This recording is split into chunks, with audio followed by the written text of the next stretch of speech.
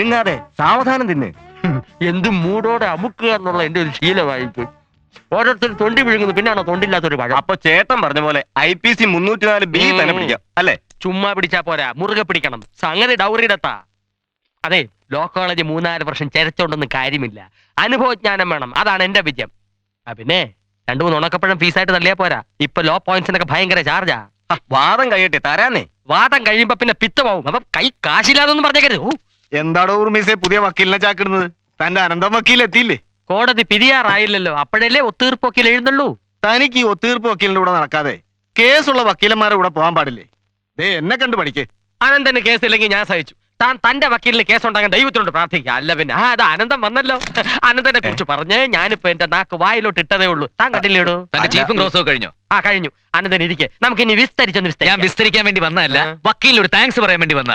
ഈ കുരിശിനെ പുതിയ ഗുമസ്തനായി കിട്ടിയ സ്ഥിതിക്ക് എനിക്ക് നല്ല വേറെ ആളെ തപ്പാലോ. അനന്ത സ്റ്റോപ്പ്. എന്ത് ഭംഗത്തോയി പറയുന്നത്? ഇന്നലെ കോട്ട് വിട്ടോണ്ടിറങ്ങിയ ചീള് പിള്ളേരുടെ ഗുമസ്തനായിട്ടിറങ്ങിയ ഉർമീസിനെ കിട്ടില്ല. ഞാൻ ഇവന് കുറച്ച് ലോ പോയിന്റ്സ് പറഞ്ഞു കൊടുക്കുകയായിരുന്നു. ചുമ്മാ കക്ഷികൾ കോടതി വരാതെ കാത്തു നിൽക്കുമ്പോഴാണോ താൻ ഇതിനകത്ത് കയറി വല്ലവന്റെ ഇര വിഴുങ്ങുന്നത്? നിലാവുണ്ടെന്ന് കരുതി വെളുക്കോളം മോട്ടിക്കരുത്. വല്ലപ്പോഴും അല്ലേ നിലാവ് കിട്ടു, അപ്പം മോട്ടിക്കാവുന്നിടത്തോളം മോട്ടിക്കാം. കക്ഷികൾ കോടതി വരാൻ നിരങ്ങട്ടെ. ആര് പറഞ്ഞു തൊട്ടതിന് പിടിച്ചെടുക്ക കേസ് കൊടുക്കാൻ? അതുകൊണ്ടാണോ ഞാനും താനൊക്കെ 3 നേരം സുഭിക്ഷമായിട്ട് ഭക്ഷണം കഴിച്ചു പോകുന്നത്? പോടോ കോടതി വരാതിലേക്ക്. കറക്റ്റ്. അതെ, 2-3 ലോ പോയിന്റ്സ് കൂടെ പറഞ്ഞു തരാനുണ്ട്. അത് ഞാൻ വന്നിട്ട് പറഞ്ഞുതരാം. അതിന് മുമ്പ് ഊൺ ഓർഡർ ചെയ്ത് നോക്കി. കൂടെ കരിമീൻ മപ്പാസ് വിത്ത് ലെസ് ഗ്രേവി. ഞാൻ ജഡ്ജിക്ക് കുറച്ച് ലോ പോയിന്റ്സ് പറഞ്ഞു കൊടുത്തിട്ട് വരാം. അതുവരെ ഞാൻ തന്ന പഴുത്തന്റെ തൊഴിലായിക്കൊണ്ടിരിക്കും. ഇയാൾ എന്നെ ഒരു വഴിയാ.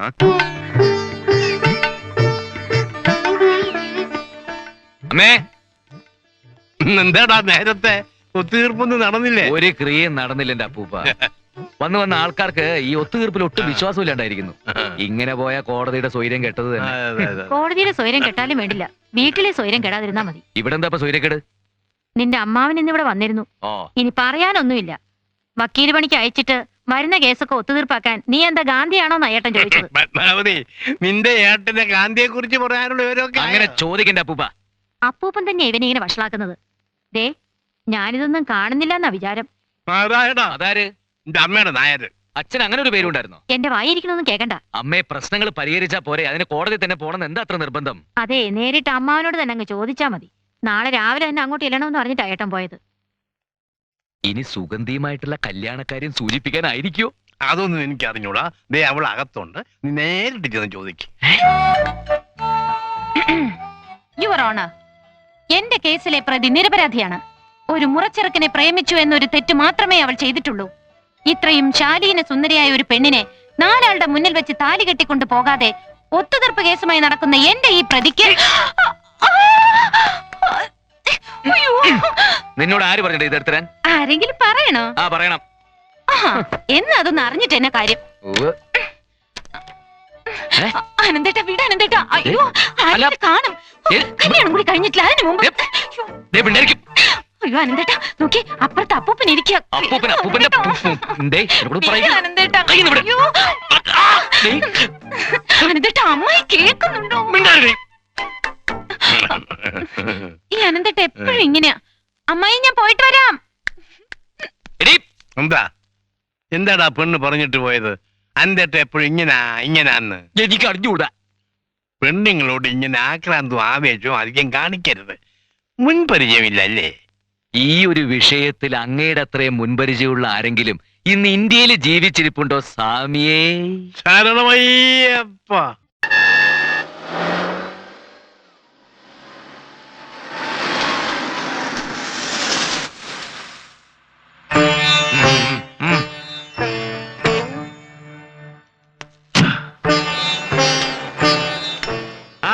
എല്ലാരും ഉണ്ടല്ലോ. എന്താ പ്രശ്നം? എന്താ കാര്യം? പിന്നെ തന്റെ മോന്റെ പ്രശ്നം ഞാൻ മന്ത്രിയോട് സംസാരിച്ചിട്ടുണ്ട്. എല്ലാം ശരിയാകും. വലിയ ഉപകാരം സർ. ഉപകാരമൊക്കെ അവിടെ നിൽക്കട്ടെ. അവനോട് മര്യാദയ്ക്ക് നടക്കാൻ പറയണം. 5-6 മന്ത്രിമാര് കയ്യിലുണ്ട് എന്ന് വെച്ച് ഓടി അങ്ങോട്ടില്ല. ഞാൻ MLA ഒന്നുമല്ല, ഒരു പാർട്ടിയിലേക്ക് മെമ്പർഷിപ്പും ഇല്ല. പിന്നെ യവൻ വന്ന് ചോദിച്ചാലും ഞാൻ വാരിക്കൊരു സംഭാവന കൊടുക്കും. അതിന് ഗുണം കൊണ്ടത് കൂട്ടിക്കോ. എന്നും പറഞ്ഞുകൊണ്ട് പ്രൊമോഷൻ മേടിച്ചു കൊടുക്കുക, സ്ഥലമാറ്റം പരിപാലിക്കുക, ഇതിലൊന്നും എന്നെ കിട്ടത്തില്ല. പൊതുജനങ്ങളെ സേവിച്ചോളാമെന്ന് ഞാൻ ആർക്കും വാക്കും കൊടുത്തിട്ടില്ല. എന്റെ ദൈവത്തിന് ഇല്ല കുറുപ്പ് സാറേ, ഇനി അങ്ങനെ ഒന്നും ഉണ്ടാകത്തില്ല. ഉണ്ടാകാതിരുന്നാ അവന് കൊള്ളാം. താൻ പോയേ.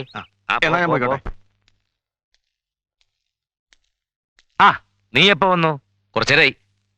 ഇരിക്കെ, ഞാനിപ്പോ വരാം.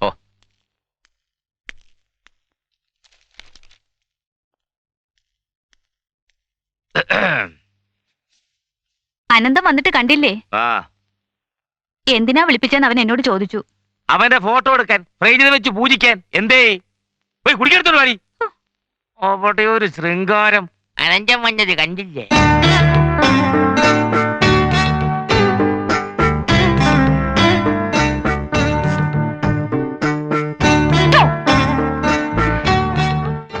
ഏറ്റില്ല അല്ലേ? എന്തിനാ വിളിപ്പിച്ചെന്ന് അച്ഛൻ പറഞ്ഞോ? ഇല്ല. എന്നാ ഞാൻ പറയാം. നിഷ്കളങ്കയായ എന്റെ ഇളയ മകൾ സുഗന്ധി ദേവിയെ ഞാൻ നിന്റെ കയ്യിലേക്ക് ഏൽപ്പിക്കാൻ പോവാണ്. എന്റെ പൊന്ന അമ്മാവ, മണിക്കൂറുകൾ മാത്രം യേശുക്രിസ്തു ചുവന്ന ആ കുരിശ് ജീവിതകാലം മുഴുവൻ എന്റെ പടലേക്ക് വെക്കാൻ പോവാണല്ലോ. ആനന്ദേട്ടാ, പിന്നെ എങ്ങനെയുണ്ട് വക്കീലെ കേസ് കേട്ടൊക്കെ? കാര്യങ്ങൾ നടന്നു പോകാനുള്ള കേസൊക്കെ ഉണ്ട് അമ്മാവ. കാര്യങ്ങളെന്ന് പറയുമ്പോൾ നിന്റെയും പത്മാവതിയുടെയും അല്ലേ? അല്ല, ഒരു പെണ്ണ് കെട്ടിക്കഴിഞ്ഞാൽ അവളെ പോറ്റാനും ഒത്തുതീർപ്പ് വേണ്ടി വരുവോ? വിവാഹ ജീവിതത്തിന്റെ വിജയം എന്ന് പറയുന്നത് തന്നെ ഒരു ഒത്തീർപ്പല്ലേ അമ്മാവ. സുഗന്ധിക്ക് ഒരിക്കലും പട്ടിണി കിടക്കേണ്ടി വരില്ല. അതെനിക്കറിയാമല്ലോ, പട്ടിണിയൊന്നും കിടക്കില്ല. കല്യാണം കഴിഞ്ഞാൽ അങ്ങോട്ട് വളരെ നല്ല സമയമാണ് എംബ്രാന്തിരി ഗണിച്ച് പറഞ്ഞത്. എന്താ പല്ലി ചെലച്ചതാ സത്യം. എന്നാൽ അത് പോരാ. എന്റെ ഒരേ ഒരു അനന്തരവൻ കല്യാണം കഴിച്ചു കഴിഞ്ഞ് പെണ്ണിന്റെ യോഗം കൊണ്ട് നന്നായാ പോരാ, അതിനു മുമ്പേ നന്നാകണം. നിന്റെ കല്യാണവും സദ്യയും ഒക്കെ ഈ നാരായണക്കുറിപ്പിന്റെ അന്തസ്സിനൊത്ത് ആർഭാടമായിട്ട് തന്നെ നടക്കണം. അതേക്കുറിച്ച് സംസാരിക്കാനാണ് നിന്നെ ഞാനിപ്പോ വിളിപ്പിച്ചത്. സുഗന്ധി എല്ലാ കാര്യങ്ങളും പറഞ്ഞു. അമ്മാവന് നിർബന്ധമാണെങ്കിൽ ഞങ്ങളുടെ കല്യാണം എത്രയും പെട്ടെന്ന് നടത്താം. ഓ കല്യാണം. ആ വലിയവര് സംസാരിക്കുന്നിടത്ത് കൊച്ചുപിള്ളേരെ നിൽക്കാൻ പാടില്ല. ഓ നിന്നോടല്ല, ഇവളോട്. കൊച്ചകത്ത് പോ. നീ ഇങ്ങ് വാ. ചിത്രപുരം കൊട്ടാരം റിസീവർ ഭരിക്കാൻ പോകുന്നു. അറിഞ്ഞു. കോടതിയിൽ അതിനെപ്പറ്റി ചൂടുപിടിച്ച ചർച്ചയും നടന്നു. അഡ്വക്കേറ്റ് ശങ്കരനാരായണൻ ആയിരിക്കും റിസീവർ എന്നൊരു സംസാരമുണ്ട്. എന്നാൽ ശങ്കരനാരായണനല്ല, അനന്തപത്മനാഭൻ വക്കീലാണ് ചിത്രപുരം കൊട്ടാരത്തിന്റെ റിസീവർ. അതാര്? വന്ന് വന്ന് നിന്റെ പേര് കൂടി നീ മറന്നു പോയോടാ കഴുതേ.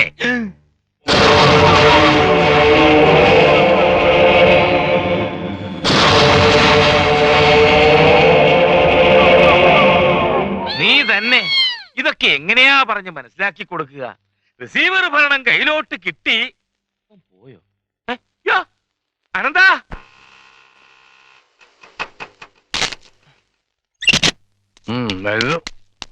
എവിടെ കാല്? എവിടെ ആള്? അകത്തുണ്ട്. റിസീവർ സ്ഥാനം കിട്ടുക എന്ന് പറഞ്ഞാൽ എല്ലാവർക്കും ബോധം തെളിയാ പതിവ്. ഇവിടെ ഒരാൾക്ക് ബോധം പോവുക എന്ന് പറഞ്ഞാൽ എന്റെ കർത്താവേ. അവന്റെ മനസ്സ് നിനക്ക് അറിയാലോ. ഇരട്ട കൊലപാതകം നടന്ന കൊട്ടാരമാത്. അവിടെ ചെന്ന് താമസിച്ച് ഭരിക്കാന്ന് വെച്ചാൽ ചില്ലറ കാര്യമാണ്. ഒറ്റയ്ക്കല്ലല്ലോ, ഞാനും ഇല്ലേ കൂട്ടിന്. അതാണ് ഇപ്പോഴത്തെ ഏറ്റവും വലിയ പേടി. ഇനി മുതലേ 3 പ്രേതങ്ങളെ സഹിക്കണ്ടേ? അപ്പൊ അപ്പൂപ്പനെയും കൂടെ താമസിപ്പിക്കാൻ തീരുമാനിച്ചോ? എടാ അലവലാതി, ഗുരുത്വദോഷം പറയരുത്. ആണ്ടിക്ക് ഞാൻ വയസ്സായി നോക്കണ്ട. അയ്യോ, വയസ്സായത് ആര് പറഞ്ഞു? ബേബി ഷാമിലി അല്ലയോ? ആ അനന്ത, അമ്മാവൻ നിന്റെ കയ്യിലോട്ട് കൊണ്ടു തന്ന ഈ ഭാഗ്യം അങ്ങോട്ടല്ല എന്ന് പറഞ്ഞ് നീ തട്ടിക്കളയരുത്. അമ്മാവൻ എന്തെങ്കിലും കണ്ടുകൊണ്ടായിരിക്കും ഇതിന് ഇറങ്ങി പുറപ്പെട്ടത്. ഏട്ടനെ കുറിച്ച് വേണ്ടാത്തൊന്നും പറയണ്ട. ആ ഇത്രയൊക്കെ ആയിട്ട് അമ്മ പഠിച്ചില്ലല്ലോ. അമ്മയുടെ പേരിലുണ്ടായിരുന്ന സ്വത്തുക്കൾ മുഴുവൻ തട്ടിയെടുത്തു. അതും പോരാഞ്ഞ് അച്ഛന്റെ പേരിൽ ടൗണിന്റെ കണ്ണായ ഭാഗത്തുണ്ടായിരുന്ന 63 സെന്റ് സ്ഥലം അമ്മാവന്റെ വാക്കും കേട്ട് പറഞ്ഞ ആൾക്ക് കൊടുത്തു, അതും പറഞ്ഞ വിലക്ക്. പിന്നീടാണ് മനസ്സിലായത് അത് അമ്മാവന് വേണ്ടി തന്നെയായിരുന്നു. ഇപ്പോഴവിടെ 5 നിലയുടെ ഒരു ലോഡ്ജ് പൊങ്ങിക്കൊണ്ടിരിക്കുക. ഇങ്ങനെയൊക്കെ തന്നെയാ മേലെടുത്ത് നാരായണക്കുറുപ്പ് പെങ്ങളെ മരുമോനെയൊക്കെ സഹായിച്ചത്. അതൊന്നും വേറെ ആർക്കും വേണ്ടിയിട്ടല്ലോ. മുറപ്പെണ്ണിനെ കെട്ടിക്കഴിഞ്ഞാൽ ഈ സ്വത്തിന്റെയൊക്കെ അവകാശി അനന്തം തന്നെയല്ലേ? Sole ownership. ഇപ്പതേ കൊട്ടാരമായി, പാലസ് പാലസ്. ഓ എന്റെ കർത്താവേ, പഞ്ചാരക്കൂനയുടെ നടുവിൽ അകപ്പെട്ട ഉറുമ്പിന്റേത് പോലായല്ലോ എന്റെ അവസ്ഥ. എവിടെ മുതൽ നക്കി തുടങ്ങണമെന്ന് ഒരു പിടിയില്ലേ. അങ്ങനെ നക്കി തുടങ്ങേണ്ടി വരില്ലടാ, നക്കി. റിസീവർ സ്ഥാനം ഏറ്റെടുക്കാൻ ബുദ്ധിമുട്ടാണെന്ന് ഞാൻ എഴുതി കൊടുക്കാൻ പോവാ. അനന്താ തകർന്നു. ചുണ്ടോളം കൊണ്ടുവന്ന മുട്ട ബിരിയാണി നീ തട്ടി തെറിപ്പിച്ചു കളഞ്ഞല്ലോ കർത്താവേ. അനന്തന്റെ മനസ്സ് പറഞ്ഞ ഞാൻ ഇനി എവിടെയാ നേർച്ച നേരേണ്ടത്? വെട്ടുകാടോ, വല്ലാർ പാടത്തോ, അതോ വേളാങ്കണ്ണി പള്ളിയിലോ? നീ പള്ളിയിലോട്ടാടാ പോണ? അല്ല, പള്ളിക്കൂടത്തിൽ പോവാൻ പോവാ. നീ ഊഴംപാറ പോടാ. എന്ത് വഴിപാട് നടത്തിയിട്ടും കാര്യമില്ല. അവനവനും കൂടി താല്പര്യം ഉണ്ടാവണം. എന്നിട്ടും അനന്തേട്ടന്റെ പേരിൽ ഞാനൊരു മൃത്യുഞ്ജയ ഹോമം നടത്തി. ഇനി പേടിയുണ്ടാണെങ്കിൽ അതങ്ങ് മാറിക്കോട്ടെ എന്ന് കരുതി. പേടിയും കോപ്പൊന്നും ഉണ്ടായിട്ടൊന്നുമല്ല. കേരള ചരിത്രത്തിന്റെ തന്നെ ഭാഗമായിട്ടുള്ള കോടിക്കണക്കിന് രൂപയുടെ ആസ്തിയുള്ള ഒരു കൊട്ടാരത്തിന്റെ ചുമതലയൊക്കെ ഒരു സുപ്രഭാതത്തിൽ ഏറ്റെടുക്കാന്ന് വെച്ചാൽ അതൊക്കെ ഭയങ്കര റിസ്ക് ഉള്ള പരിപാടിയാ സുഗന്ധി. റിസ്ക് എടുത്തിട്ടുള്ളവരെ ലൈഫ് വിൻ ചെയ്തിട്ടുള്ളൂ. എന്നും ഒത്തുതീർപ്പും കരാട്ടയും കളരിയായിട്ട് നടന്നാ മതിയോ? അപ്പൊ കുരിശ് എന്റെ തലയെ കെട്ടി വെക്കണമെന്നാണ് നീ പറയുന്നത്? എത്ര പേരെ വെറുപ്പിച്ചിട്ടാ അനന്തേട്ടന് വേണ്ടി ശരിയാക്കിയെന്നറിയോ? അതിനുവേണ്ടി അച്ഛൻ എന്തുമാത്രം ബുദ്ധിമുട്ടെന്നറിയാമോ? നിന്റെ അച്ഛന്റെ ബുദ്ധിമുട്ട് മാങ്ങാത്തൊലി, എന്താ പഴത്തൊലി കളയട്ടെ എന്ന്. അനന്തേട്ടൻ 4 ആളെ ശ്രദ്ധിക്കുന്ന ഒരു സ്ഥാനത്തെത്തിയാ എനിക്കും അതൊരു അഭിമാനമല്ലേ? നിന്റെ ആഗ്രഹം അതാണെങ്കിൽ ആ കൊട്ടാരത്തിന്റെ ചുമതല ഏറ്റെടുക്കാൻ ഞാൻ റെഡി.